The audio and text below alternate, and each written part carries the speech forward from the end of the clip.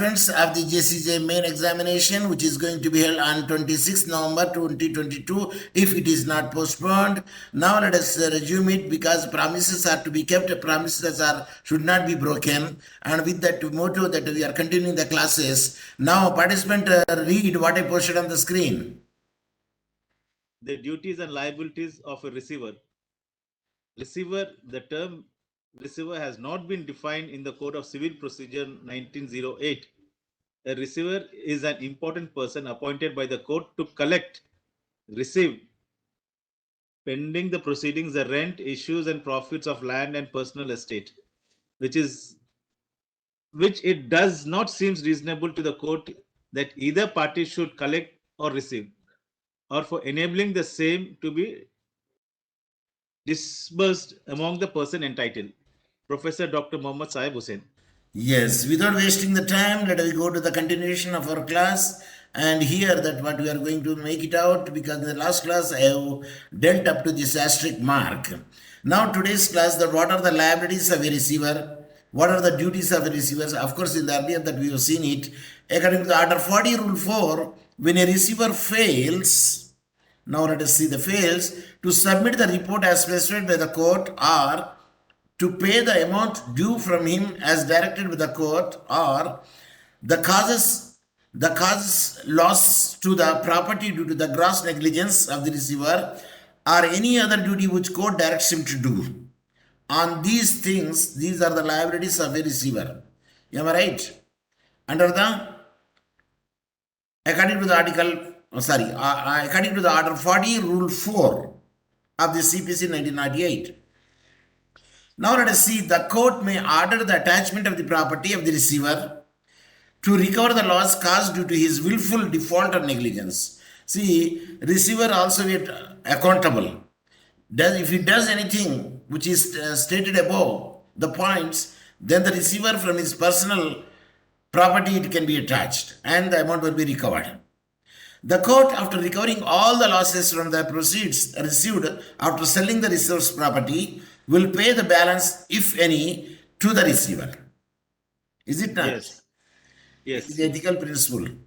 The receiver is bound in keeping down the expenses and taking care of the property in his possession, as a prudent man would observe in connection with his own property under similar circumstances. So, when he was dealing with the property which is given to him by the court, appointing as a receiver, he should have to act as if it is his property or her property. Yes. Will a receiver be entitled to remuneration? Answer is yes. Am I right? Yeah, but that will be decided by the court. Yes. Receivers are entitled to remuneration as fixed by the court for the services rendered by them. Also, a receiver has to be provided for the loss or expenses incurred by him for maintaining the property. Can you tell me, Sir Venunath, what is the distinction either among or between remuneration, salary, honorarium?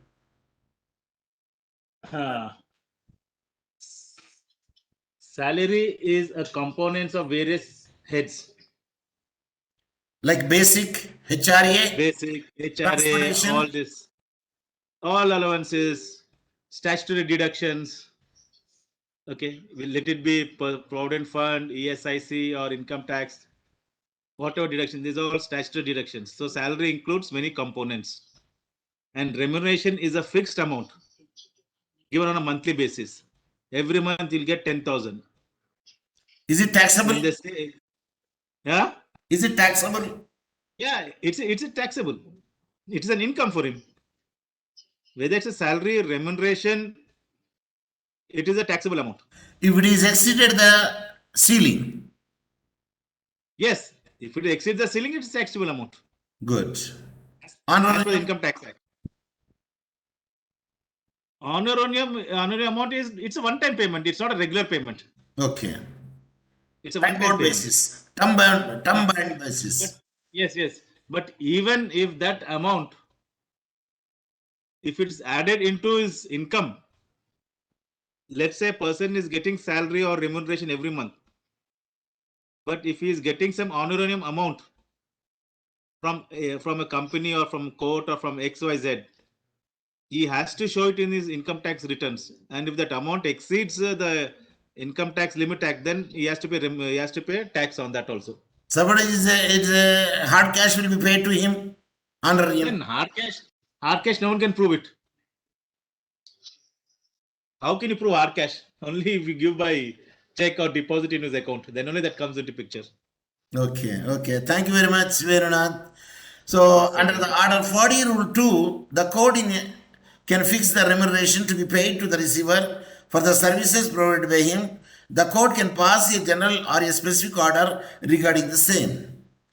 For example, the Delhi High Court has provided in Delhi High Court, the original site, Rule 1967, for remuneration of the receiver as follows. Rents recovered, outstanding recovered, the value realized on the sale of immobile or immobile properties calculated on any one state. On first, rupees 10,000 5%, above 10,000 up to the 20,000 3%, above 20% up to the 50,000 2%, above the 50,000 to the 1 lakh 1%, above 1 lakh 1.5%. Is it the commission? This is regard to receivers. What? It is allows incentive to him. Rent received, outstanding, rent recovered, outstanding recovered, value realized on the sale, movable or immovable properties calculated on any one estate. First on 5,000. This is the percentage what he normally gets as per the act. Okay. It is just like if you look into the Arbitration Conciliation Act. Okay. Arbitrator, he'll charge fees as per the Arbitration Act. Apart from that, he will get 1%, 2% on the amount what he awarded. On that amount also percentage. Man, that it is a patch to him. Yes, it is additional. Okay. Similarly, for taking the custody of money, 1% for taking the custody of government securities of tax shares 1% of the estimated value. If no remuneration is specified for any work, such remuneration can be granted as the court may think reasonable on the application of the receiver, if it is not specified over there in the beginning. Can a collector be appointed as a receiver? No. Let us see that. They say yes. According to Order 4, Rule 5, a collector can be appointed as a receiver if the revenue generated from the property is received by the government. The court can appoint a collector as a receiver with his consent if the court thinks that management of such property by collector will promote the interest of those who are concerned. Of course, if anybody makes an objection, because the collector is colluded with the other party, that's why you want to be... That can even happen with the individual receiver also. Naturally. Because... The collector may not do for smaller properties, but the individual receivers, they are crooks, you can say. Okay. They siphon off money, they siphon off property, everything they do. Okay. Yes, temporary injunction, Order 39. What is the temporary injunction? Under the Specific Relief Act 1963, the injunctions are not given in the CPC. Why they are referring to the Specific Relief Act? So it gives the sense that it is not made clear in the CPC, but you can tap from the Specific Relief Act 1963. Section 37 deals with the temporary injunction. Temporary injunction continues for a specified period of time until the further order of the court. They may be allowed at any stage in a suit and are managed by the Code of Civil Procedure 1998. So generated from the Sales of Goods Act and managed by the Code of Civil Procedure. Yes. Now let us see that the essential purpose of granting this injunction is to secure the interest of an individual or the property of the suit until the final judgment is passed. Yes, obvious factor. Explanatory, self-explanatory. The factors looked into the while providing such an injunction are when they feel that there is irreparable loss happened to the applicant. At the time, the court feels that a temporary injunction will be issued. Can you say issued or can we say granted? Issued. Okay. If a party has a cause of, if a party Prima has a facie. case of prima facie, if the balance of the convenience is in favor of the complainant, third, whether the plaintiff would suffer irreparable damages before the judgment is passed. Just before I said. This time period of such an injunction is dependent on the discretion of the court. This kind of injunction was also provided as under the case of Union of India versus Bhuvaneshwar Prasad case law.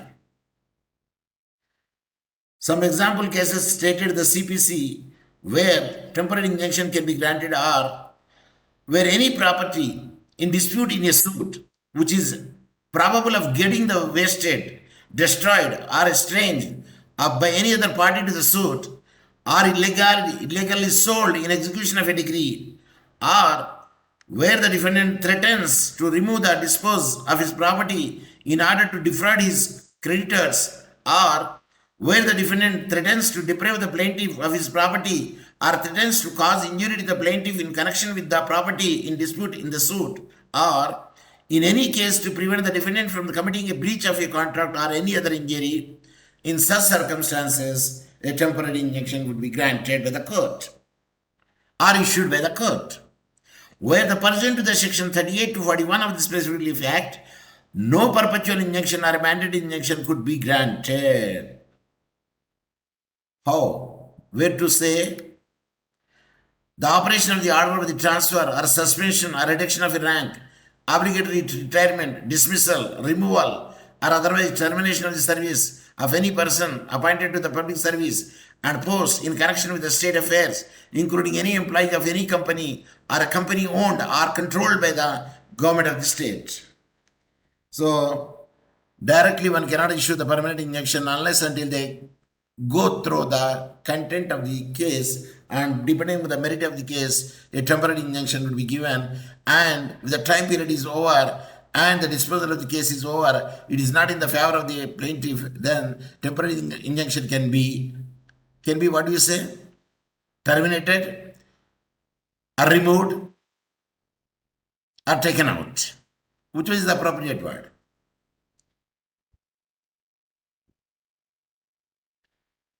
Will not be effective.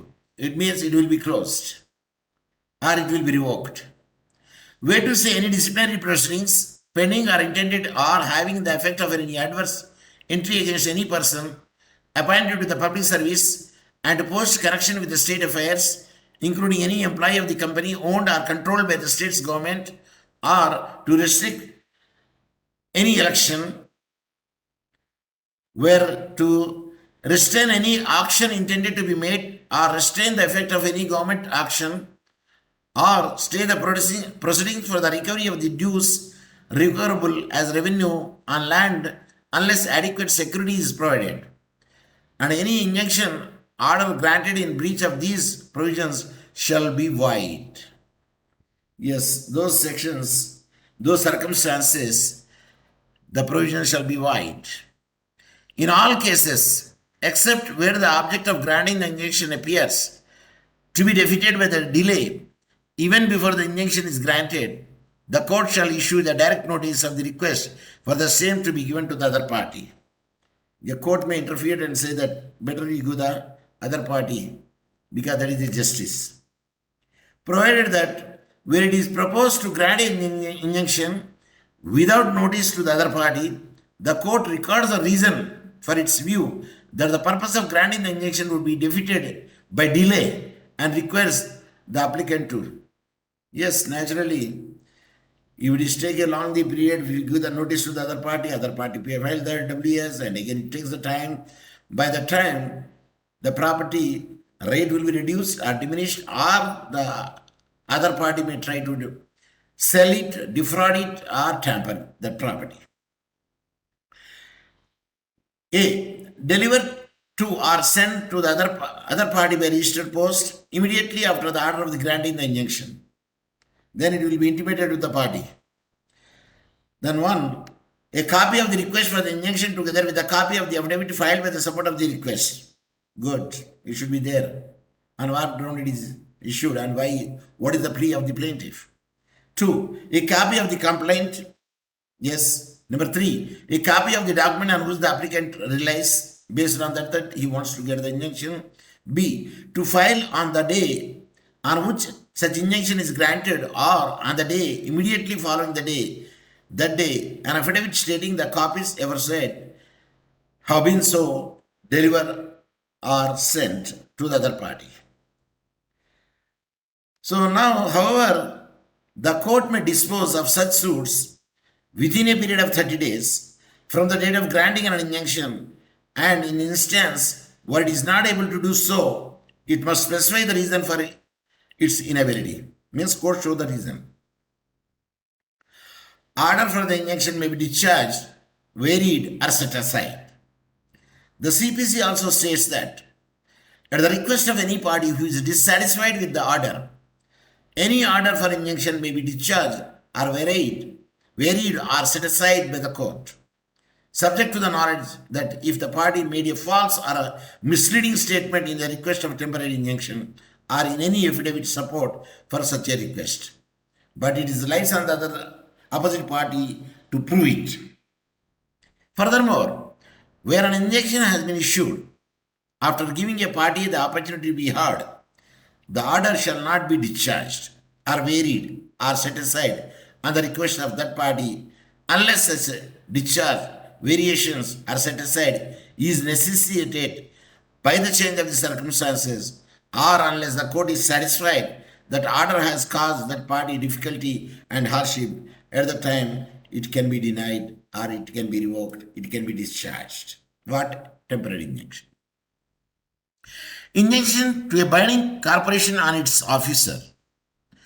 An injunction to a corporation is a binding not only on the corporation itself, but also on all members and of officers of the corporation whose personal action it seeks to curtail. Whatever the actions would be curtailed would be there, it will be applicable to the everybody who are the members of the corporation, and the order affects them, their duties. Yes, it should be curtailed. The interlocutory orders passed with regard to the injunction as stated in the CPC are as follows. These are the interlocutory orders. Power to order interim sale. Upon the application by any party to a lawsuit, the court may order the sale by any person named in that order on such terms and it is considered fit of any mobile property that is subject to of such a lawsuit that is attached before a judgment in such a lawsuit, which is subject to the rapid and natural decline, or which it may, for any other just and sufficient reason, may be desirable to be sold off. If the time would be taken over there, the cost of the value will be reduced, or the value will be diminished because of its decay nature of the subject or property. Perishable properties are concerned. Detention, preservation, inspection, etc. of the subject matter of the lawsuit. Number 1, the court may, at the request of any party to the proceedings, under such condition as it considers fit, the above activity can be undertaken. That is detention, preservation, inspection of the subject matter of the lawsuit. In one, then the clause A, make an order for the detention, preservation, or inspection of any property that is subject of the proceeding as to which any question may arise therein. B, for all or any other aforementioned purposes, authorize any such persons of any such purpose. Yes, it could be undertaken. And the C point, authorize the samples to be taken or any observation to be made or experiment to be tested for all or any of the aforementioned purposes which may seem necessary or useful for the purpose of obtaining the full information or evidence. So these are all the grounds where we can say that preservation and institution, other activities could be undertaken by the receiver on the request of the court or it is. Yes, Munira, welcome. Number 2, the provisions governing the execution of the proceeding shall mutatis mutandis, means within parentheses, making necessary alterations while not affecting the main point or issue, apply to a person authorized to enter into this rule. Then the next point, I think it is there. Where it is disappeared? We are here, no? Yeah, number 3. An application by the defendant is similar order may be made at the time of its appearance. Number 3, we are reading. Before making an order pursuant to the, just a minute. Oh, it is going up or going down. Number 3, before making an order pursuant to the Rule 6 or Rule 7 and an application for that purpose, the court shall accept where it appears that purpose of making such an order would be defeated by the delay, issue a direct notice to the other party. So depending upon the nature of the case, the nature of the subject matter, whether the notice should be given to him or not, it is the discretion of the court. Without giving the notice, he can issue the temporary injunctions or any other which is relevant or necessary to protect the claim of the plaintiff and to do justice to him. When a party may be put in immediate possession of land which is subject matter of the suit, where land paying the revenue to the government or to the government to pay the government revenue or the rent due of the tenure to the proprietor as the case may be, and such land or tenure is consequently ordered to be sold, any other party to the lawsuit claiming to have an interest in such a land or tenure may, upon payment of the revenue or rent due previously to the sale and with or without security of the discretion of the court, be placed in immediate possession of the land or tenure, and the court in its decree may award to the defaulting party the amount so paid with interest thereon to the rate that the court consider fit, or many charge amount so paid with interest thereon at the rate ordered by the court, if any adjustment of the accounts may be directed by the decree passed in the suit. Suppose if the revenue due is there, somebody has paid the revenue due, and yes, recording is progress. Yeah, somebody has paid the. Yeah, we dealt with this one.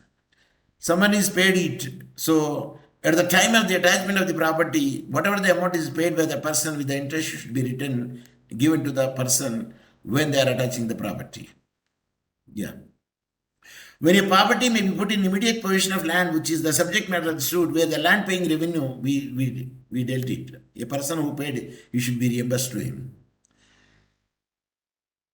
Next point is deposit of money, etc. in court. Where the object of lawsuit is money or anything else capable of delivering, and any party thereof admits that it holds such a money or anything else as a trustee of another party, or that it belongs to or is due to another party, the court may order the same to be deposited in court or delivered to that last named party with or without security, subject to the provision of the judgment. So if the money suit would be there, naturally it says that the amount should be deposited in the court. Munira, are you hearing me? Say yes. Munira, are you hearing me? I did not get the answer.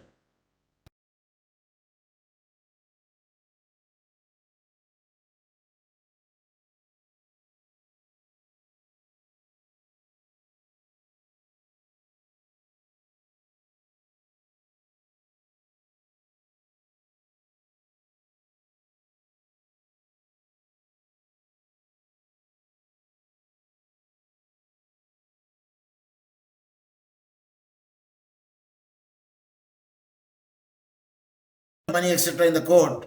Yes, the total amount should be paid in the court by the party who is having the due. Summary procedures. R37. Munira, could you unmute and read this provision, this which I highlighted. Summary procedure order 37. Summary suit or summary procedure is given in under order 37 of the Code of Civil Procedure Code, Civil Procedure 1908. Summary procedure is a legal procedure used for enforcing a right that take effect faster and more efficiently than ordinary methods. Number 1, its object is to summarize the procedure of suits in case the defendant is not having any defense. Yes, now the explanation is, in the summary suit or summary procedure, it is expeditious way of enforcing it, and efficiency will be shown when you compare with the ordinary method. The object is to summarize the procedure for suit in the case of the defendant is not having any defense. So the other party doesn't have any defense or objection over there, then summary trial or summary procedure could be followed. A summary suit can be instituted in the High Court, city civil courts, courts of small causes, and any other court notified by the High Court. High Court can restrict, enlarge, or vary the categories of the suits to be brought under this order. It is the discretion of the High Court to say what are the cases will be tried in the different courts in the summary basis, summary suits. Classes of the suits where summary procedure is applied. What are the classes of suit where the summary procedure is applied? A summary suit can be instituted in case of a certain specified document, such a bill of exchange, hundis, and promissory notes. Summary procedure is applicable to recover the debt or liquidated demand in money arising on a written contract, an enactment, or guarantee. So these are the nature of the cases where the money is involved over there in the form of the exchange or the hundis or promissory notes, and debts or liquidated demands, money arising in the contract. Yes. Do you want to say anything? What are hundis? I'm saying what are hundis? Yes, you give the explanation of the hundis because I saw the hundis there in the Lord Venkateshwara. No, not that hundis. Those are different. These are different. This is the hundis of illegal transfer of money laundering. No. If hundis are illegal transfer of money laundering, why they'll put this hundis in this act? Then a license will be given for the hundis. Yes, there is a license for that. Yes, please give the explanation. Hundis are also nothing but it's a form of exchange, bill of exchange, you can call it. Who can handle another type of exchange? Yes. Who can handle it? That's normally it's handled by the companies. Then can I say the Google Pay and Phone Pay is the hundis form of transaction? No. Those are not hundis. Hundis are different. Google Pay is different. All these are different. I will take a class later on that hundis later on. Okay. You give the explanation regarding the hundis. Then what about this? Who gave the permission with the Google and the payphone and other transactions which can be done taking the money as if they are the financial institutions? No, it is a central government initiative who has given permission with UPI to eradicate black money, but I don't know how it's going to eradicate black money. But this is based. But if you go to US and other Western countries, Google Pay or all this kind of is not there in most of these countries. It is through the only ATM card. Yeah, ATM is debit card. Yes. ATM card is debit card and credit card is different. Yeah. Both are different. So now let us go to what is the bill of exchange. A bill of exchange is written unconditional order by one party, the drawer, to another party, that is the drawee, to pay a certain sum either immediately or in a fixed date for the payment of goods and or services received. If the sum is to be paid immediately, it is called the side bill. What is cash down? Yeah? Cash down. Cash down, where it is written? No, not written, I am asking. Cash down is where you make money, where you make payment through cash. On the spot. Yes. The term bill is the bill of exchange where the sum is to be paid on a fixed rate. A fixed date. Okay, hundis it is given here. Yes, you read and explain. A hundi is an unconditional order in writing made by a person directing another to pay a certain sum of money to a person named in that order. It is a financial instrument evolved on the Indian subcontinent and used for trade and credit purpose. This term is only used in India, not anywhere in the world. Okay. So he is authorizing the another person to pay this much amount. Yes. Whereas he authorizes, I can give it to you in writing that you pay X amount to Y. Okay. That is called hundi. Or else I'll tell you, since you owe me 500 rupees, now you pay that 500 rupees to Z. Yes. Because I owe 500 rupees to Z, I don't want to pay it to him. But since you owe me 500 rupees, I'll tell you to pay 500 rupees to Z. Okay. So he is directing the persons to pay to the person to whom that is indebted. Are supposed to be paid. Yeah. Okay, now let us see the promissory notes. A promissory note contains an unconditional promise to pay a certain sum to the order of a specifically named person or the bearer, that is, to any individual presenting the note. A promissory note can be either payable on demand or at a specific time, both the things. Liquidated demand in money. Liquidated demand in a demand for a fixed sum, e.g. exemplary gratia, a debt of rupees 50. It is distinguished from a claim of unliquidated damages, which is a subject of discretionary assessment of the court. Here, liquidated means a certain amount, unliquidated means it will be resolved after accumulating all the slats, then coming to a particular amount. Like in the contract, if you will see, it is a liquidated amount. But in chart, it is not a liquidated amount, it is unliquidated amount, because once the accident happened over there, then all the slats are there. What is the age of the person who got the accident? What is his income? How many dependents? How many years he will stay? How many chances of his promotion? And all the points will be taken into consideration. Then assessment could be made. That is called unliquidated damages in tort. Am I right? Munira, do you want to add anything? Speak. No, sir. Sir, continue, sir. No, sir. Okay. In institution of summary suit. In order to institute a suit under summary procedure, the nature of the suit must be among the following classes. What? Now let us see it. Suits upon bill of exchange, hundis, and promissory notes. Suits for recovering the debt, liquidated demand in money, with or without interest arising. In these cases, summary trials could be undertaken.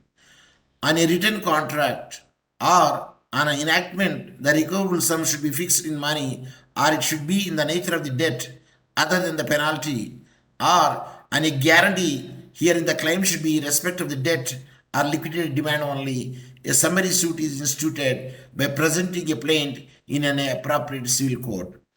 Venunath and Munira, one question is, in the summary proceedings, whether the court fee is the same as if like a civil case, or it is a less amount, or no amount? Each state has their own fees. Okay. Court fees. Telangana has something different. Maharashtra has something different. But in ordinary suit, the court fee is more, but a summary suit, the court fee is less. Am I right? No, that depends on the financial amount. Now, what is summary suit? Okay. First of all, the nature of the cases falls under it. The amount involved in it. Yeah. When it comes to financial, there are certain limits for each and every, whether it's a civil suit or a summary suit. There's a clear procedure on that. Okay. Now I got the point. Contents of the plaint. Okay, please explain. Say. I don't know how many of the people don't know the difference between summary suit and a summons suit.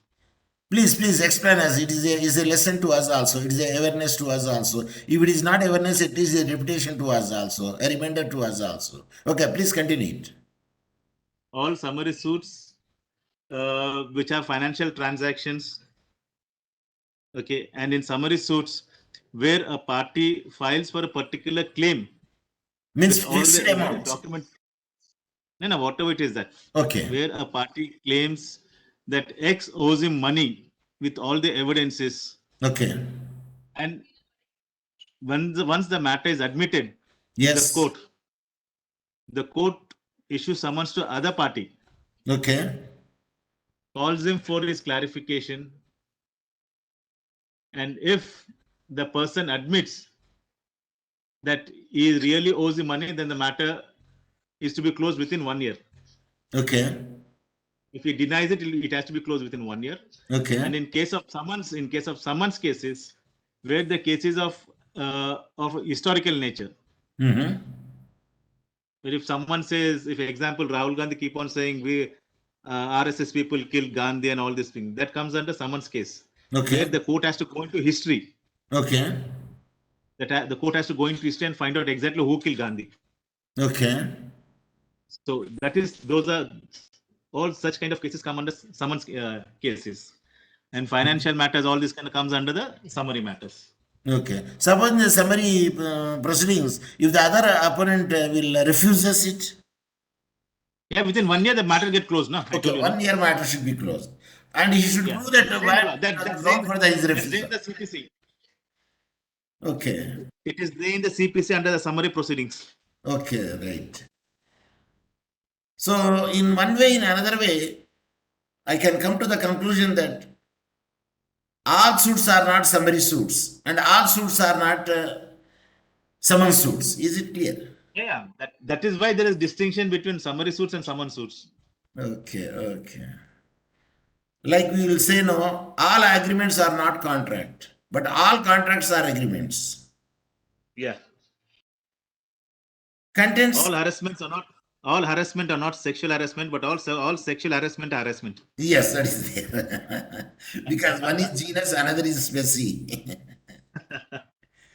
See, in the law of tort, you take any act, there is a negligence element is there. Yes. So negligence is a genus, and the variety of the torts are the species. Yes, species. So now let us go to the contents of the plaint for summary procedures. What is the content? Apart from the facts about the cause of action, in the summary also we have to show the jurisdiction. Yes. Jurisdiction is compulsory in all proceedings. And cause of action and the same orders of the rules followed by the name of the plaintiff, age, occupation, everything. Everything will be same. Okay. So the cause of action, the plaint must be contain the specific affirmation that suit is filed under the order, this order. It also contains no such relief has been claimed which does not fall under the ambit of the rule, that is 37 of the CPC. In the title of the suit, following inscription must be there and the number of the suits. Like they have given under the order 37 of the Code of Civil Procedure 1998. Procedures after institution of summary suit. If once the suit is instituted in a relevant court or in the competent court, and what is the procedure? It will go through it. Under summary procedures, the defendant has to get the leave to defend from the court. A burden is placed upon the defendant to disclose the facts sufficient to entitle him to defend in the application to leave to defend. Okay. What is exactly for leave to defend means? Means Leave to defend. Leave is in legal terminology approve the court. Approved the court to defend. Requesting the court to defend himself. Okay. Detailed procedures. After institution of a summary suit, the defendant is required to be served with a copy of the plaint and summons in the prescribed form. And now the point is, can the plaint and summons will be served by a person from the court, or it will be sent by the post? Now, here in Maharashtra, we have different proceedings. I don't know Bailiff, about bailiff, you say, no, bailiff, somebody is there. He comes from there. But normally, those people they do come, but they come very late. But normally, what we do is here in Bombay is that we send it through registered post on behalf of the court. Can you send by the email also? No, email. How many people will have? How many people email address you must be knowing? Okay. Email is not this thing. Okay. Email can be used as an electronic evidence. Okay. Okay. So within 10 days of service of summons, the defendant has to enter an appearance. Yes. If the defendant enters an appearance, the plaintiff serves on the defendant a summons for judgment. Within 10 days of the service of such summons, the defendant has to apply to leave to defend the suit. Either he himself should come or on behalf of him, an advocate also can come. Yes, yes. But anyone should be represent the case there. Yes, yes. Leave to defend may be granted to him unconditionally or upon such a terms as may appear to the court or judge to be just. Of course, then only the court will allow you to do so. Otherwise, the court will not entertain the frivolous or unjustified or lame excused claims. If the defendant has not applied for the leave to defend, if such an application has been made and refused, the plaintiff becomes entitled to the judgment forthwith. Okay, this also be there. If the court will not give the leave to defend, that means it is in the favor of the plaintiff. Yeah. At that time, we cannot say summary suits are short and sweet. Okay. Right. Appreciate. If the condition on which the leave was granted are not complied with by the defendant, then also the plaintiff becomes entitled to the judgment forthwith. Okay, in the other case also. It is not complied over there, where the leave would be granted by the court. That means he denied to take the time and it's a genuine, and hence it is in the favor of the plaintiff. What type of judgment we can say? Can you say ex parte judgment? It is not ex parte judgment. Ex parte judgment is there where the defendant could not come, or on behalf of the defendant, even advocate did not turn out. Then what type of the judgment it is? A summary judgment?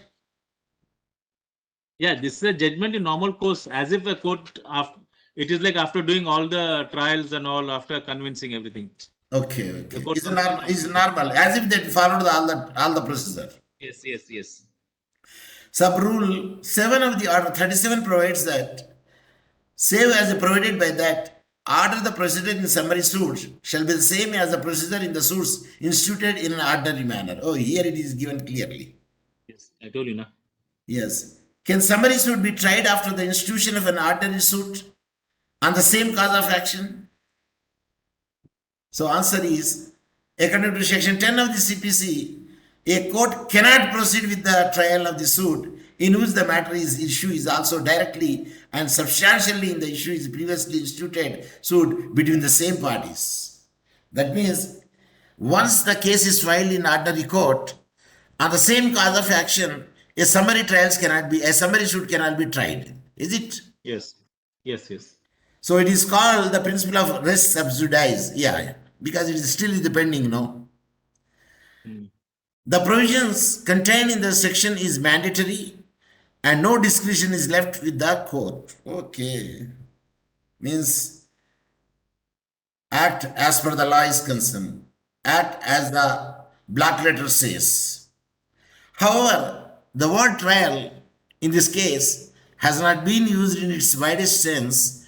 The concept of res subjudice is not applicable to the subsequently instituted summary suits. See, they say subsequently instituted summary suits, we cannot say subjudice is saying. That means there is a scope to file the summary suit even though the original civil suit is in pending. Is it? Participants, see, when the original suit is pending over there, generally on the same cause of action, we cannot try the summary suits.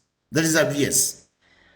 But still there is a condition is that sometimes it can be allowed and we cannot say it there as subsidize for instituting a summary suits. And if the court of such a nature that it can be allowed, then it can do it. Otherwise, it is nothing but a multiplication of cases. Am I right? The court or the judge dealing with the summary suit can be proceed up to the stage of hearing the summons for judgment. Judgment can also be passed in favor of the plaintiff if A. The defendant has not applied for the leave to defend, or if such application has been made or refused, or B.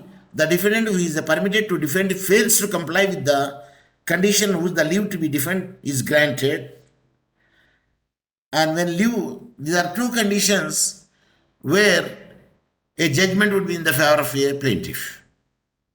In the case of the default of the defendant to defend and ask for the leave or did not comply to grant the leave, in those circumstances, it is the passed in favor of the plaintiff only. When leave to defend is granted, the following principles are applicable in the matter of grant or refusal of leave to defend in summary suits. I have a doubt also there, because sometimes now a leave petition will not be granted by the High Court to go to the Supreme Court. At that instance, as a special case and special leave petition will be filed in the Supreme Court, what I heard. Is it true? Yes. Under special leave petition, you can file each and everything under this thing. Wherever you don't have chances of filing under it in Supreme Court, or where you don't have an appeal to go to Supreme Court, you can go under special leave petition to Supreme Court. Everything comes under it will be admitted, not admitted, depends upon the court. Yeah? It admitted or not admitted, it depends upon the judge who is deciding the case to admit or not to admit. That's a secondary part. But under the special leave petition, you can take up each and every matter. If any matter is taken to the Supreme Court, is it mandated the Supreme Court to admit it, or it can reject it? That depends on after hearing the arguments, whether to admit or not admit. Means, but you have the probability of, you have the chance of getting your petition filed under the special leave petition, under special leave. And the court doesn't have any right to refuse it. No, that depends on case to case, whether it's really worth hearing it or not. Means the judge will hear the case and decide. Yes, the judge will hear the case. Before admitting it, the judge will go into pros and cons of what is the matter. If he is not satisfied with then he'll reject it. On the spot? Yeah. Okay. That's why they sometimes say no. High Court and Supreme Court proceedings, you get decision across the bar and the bench. Okay, now I got it. Means do or die. You will get two. Yeah? Do or die. Yeah.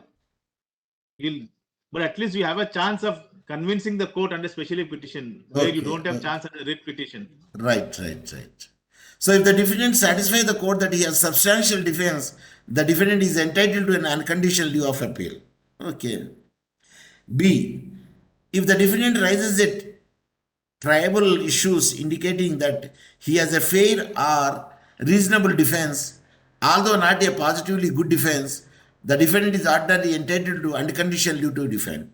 Okay, not necessarily that it is a 100% that he should be correct enough. If he is having the 50% to 20% chances are also there, then the court will give the leave petition to the defendant.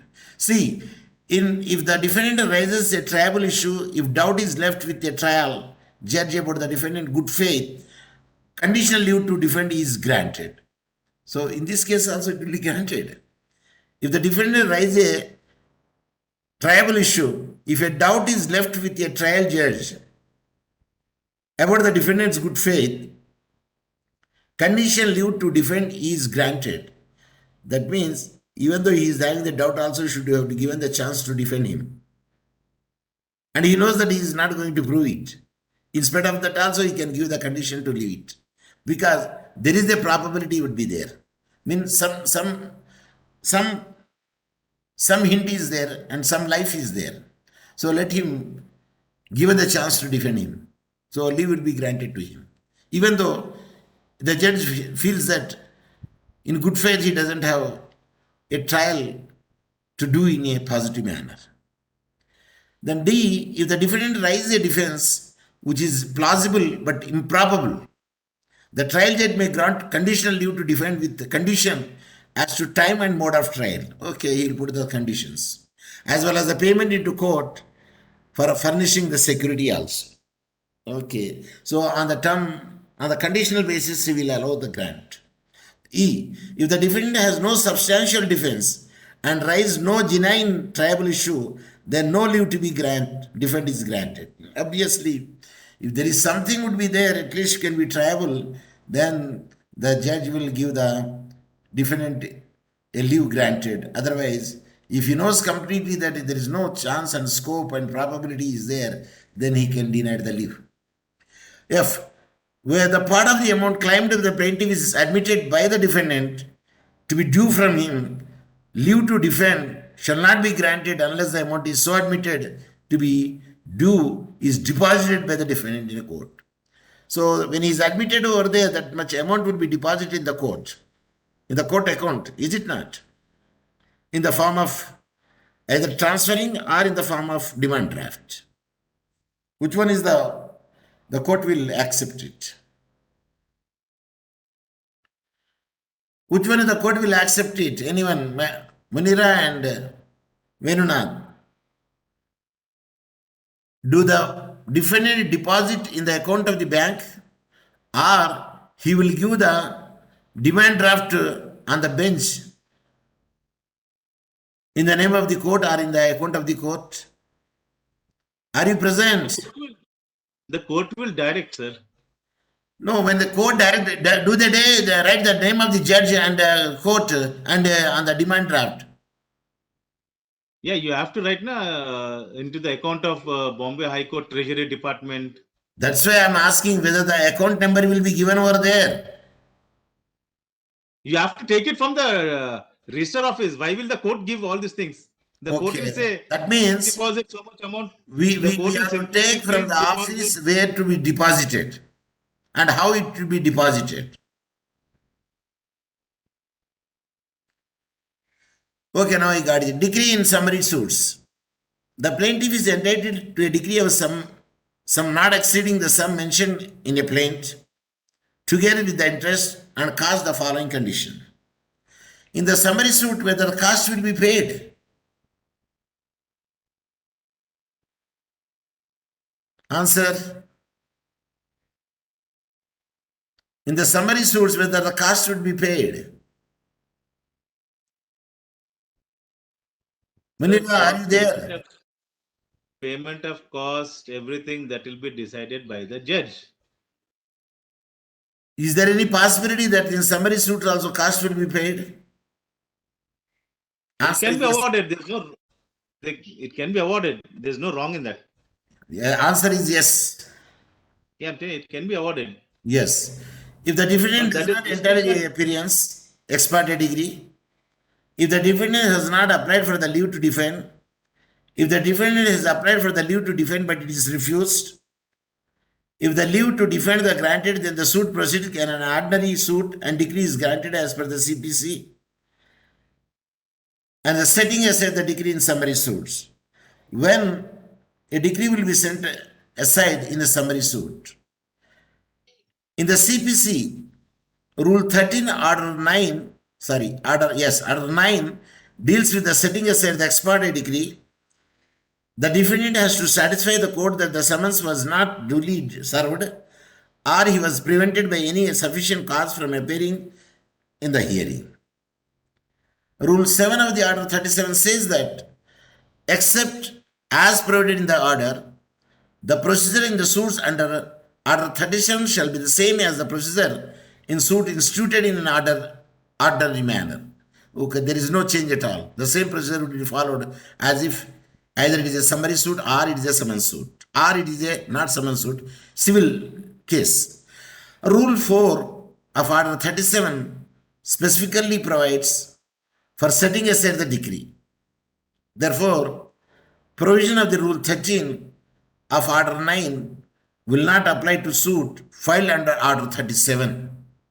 Okay, there is an exemption will be given when it cannot be applied, when it cannot be applied, when the suit is filed under Order 37. Under rule of the Order 37, the court has the power to set aside the ex parte decree passed in summary suit. If the ex parte decree is passed in the summary suit also, the power to set aside is given under the Rule 4, Order 37. The court is empowered to stay the execution of such a decree. Okay. Under this rule, an application is made either because the defendant did not appear in the response to the summons and limitation expired, or having appeared did not apply for the leave to defend the suit in the prescribed period or time or form. To set aside ex parte decree, the defendant has not only to show the special circumstances which prevented him from the appearing, but also facts which would entitle him to leave to defend. Both the things that he has to make it prove why he did not attend and why he did not receive, what is the limitation period. In the limitation period also he could not turn up. Then he had to show the special circumstances and appearing and the fact which would be entitled to do to defend. The difference between the sufficient cause and special circumstances. What is sufficient cause and what is special circumstances? If you see it, yes, for setting aside the ex parte decree, in an ordinary suit, the defendant has to satisfy the court with the sufficient cause for his non-appearance. So in the ordinary suit, a sufficient cause should be there for non-appearance by the defendant. In summary suit, the ex parte decree may be set aside if the defendant show a special circumstances. Can you elaborate it, Verunath? Sufficient cause and special circumstances. There's a difference between these two, sufficient cause and special circumstances. Sufficient cause is something which is in your control. Example, if I am admitted in a hospital, that is called sufficient cause. Because of the accident. Some reason. Sickness. Not accident. Some reason, sir. Some reason. Okay. Any reason. What is the special circumstances? There is something which is not beyond my control. कोई मेरा रिश्तेदार मर गया. Okay. That is not sufficient cause, no? Okay. Special circumstances. Yeah. If it is a downpour is there, if it is heavy rain is there, if it is floods are there, bridges are washed away. Yeah. So it is not a sufficient reason, it is a special circumstances. Yes. I appreciate. The reason offered by the defendant to explain the special circumstances should be such that he had no possibility of appearing before the court on a relevant day. For instance, अगर train late हुआ है, okay, train accident, how can he come? He cannot come only to the court. Lawyers का strike हुआ है, bus strike हुआ है. Yeah, there was a strike. It is shown there is a strike, and all of the buses were withdrawn, and there was no other mode of transport, and this may constitute a special circumstances. But if it was so plead that he missed the bus, he wanted to board, consequently he could not appear before the court, it may constitute a sufficient cause, but not a special circumstances. But the special circumstances would take with a cause or reason, which prevents a person in such a way that it is almost impossible for him to attend the court or to perform certain acts which is required to do. Thus, the reason or cause found in the special circumstances is more strict or more stringent than a sufficient cause. So what would constitute a special circumstances would depend upon the facts of each case. Special circumstances for the purpose of setting aside the ex parte decree may constitute sufficient cause, but not vice versa. So, appeal from the original decree. Section 96 to 99, capital A, Order 41, meaning of appeal. The term appeal nowhere has been defined under the CPC. The Black's Law Dictionary, while construing the concept of appeal in its most original and natural sense, explains it as the complaint to a superior court for an injustice done or error committed by an inferior court or one inferior one, which judgment or decision the court above is called upon to correct it or reverse it. That is the appeal. It is the removal of the case from a court of inferior jurisdiction to one of the superior jurisdiction for the purpose of obtaining a review and retrial. Then, why do the people say appeal? Why do the people say review? And why do the people say, again, what is another terminology also there? What is the another terminology? Revision. Whether revision is equivalent to review. A revision petition is filed, they will say, either in the same court or in the superior court. But as far minority goes, appeal is in the superior court. And the review also in the superior court. But the revision may be the superior court or it will be the same court which has given the judgment. Venuna, Munira, are you there? Are you there? I did not get the answer. Of course, both are there, but Munira is not there. Srinivas, are you hearing me? Otari Kari Srinivas. Are you hearing me? Say yes, enough. Unmute and say yes.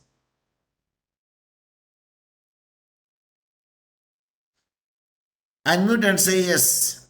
Okay. No matter, let me continue it. अभी आप बताओ किसको मैं बोलूं appeal revision review क्या होता है कोई रिस्पॉन्ड ही नहीं करता है तो At least I could learn myself. I can send an article or I can send a write-up on that to you. So the Black's Law Dictionary, while considering the concept of appeal in its most original sense, it's made it clear there is a complaint to a superior court for a just injustice done or error committed by an inferior court, where judgment or decision of the court above is called upon the correct or reverse. In the removal of the cause from the court of the inferior jurisdiction to one of the superior court for the purpose of obtaining the review or retrial is said to be the appeal. The essential of appealing cases. What are the essential of the appealing cases? Essential, an appeal is proceeding where a higher forum can reconsider the decision of the lower forum on question of law and fact with the jurisdiction to confirm or reverse, modify the decision or remand the matter to the lower forum for fresh decision in compliance with its direction. So the High Court or the Superior Court will give direction to the lower court or the same court from where it has come to go through on those lines. And again, fresh decision, fresh proceedings, you can go ahead. The essential appealing cases can be narrowed down to 3 elements. Number 1, a decree passed by a judicial or administrative authority. Number 2, an aggrieved person not necessarily a party to the original proceeding. See, not necessarily a party to the original proceeding. Third, a reviewing body instituted for the purpose of entertaining such an appeals. In these cases, yes, the 3 elements are there, one can approach to the High Court or the Superior Court for the appeal. Right to appeal. The right to appeal is a statutory and substantial one.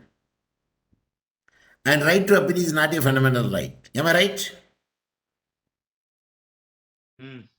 The statutory nature of an appeal implies that it has to be specifically conferred by statute along with the operative appellate machinery as opposed to the right to institute a suit.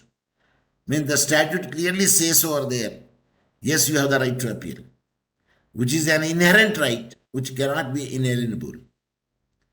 It is a substantial in the sense that it has to be taken prospectively unless provided otherwise by any statute. The right could be waived off via an agreement and if a party accepts the benefit under a decree. Yes, if they agree together, then the right, it can be waived. It can be stopped from the challenge its legality. Once he is agreed over there, again the estoppel will work and one cannot challenge the same legality. However, an appeal accrues to the law as found on the date of institution of the original suit. So that is the area where the right to appeal has come. So now, participants, better I can stop it here and we'll do it in tomorrow on right to appeal. Because either the present or not present would be there. My classes would be continued up to 24th November because I promised to make it out and I would like to fulfill the promise even though the listeners are zero. With this, at least I could hear the voice of Venunath and his expertise in the field, which is the practicality, and my field is academic forum. Okay, with this, I would like to take the leave. Thank you very much.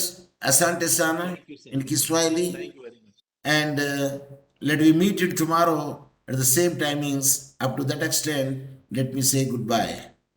So, Thank you, sir. end of the meeting and end of the meeting for all. End meeting.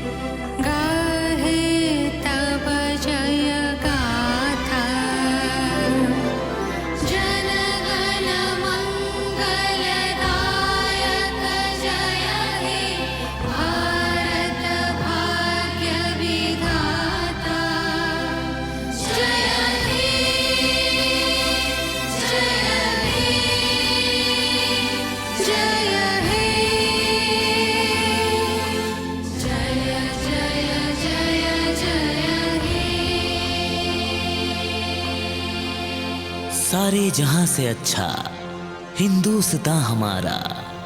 जय Hind. Jai Hind.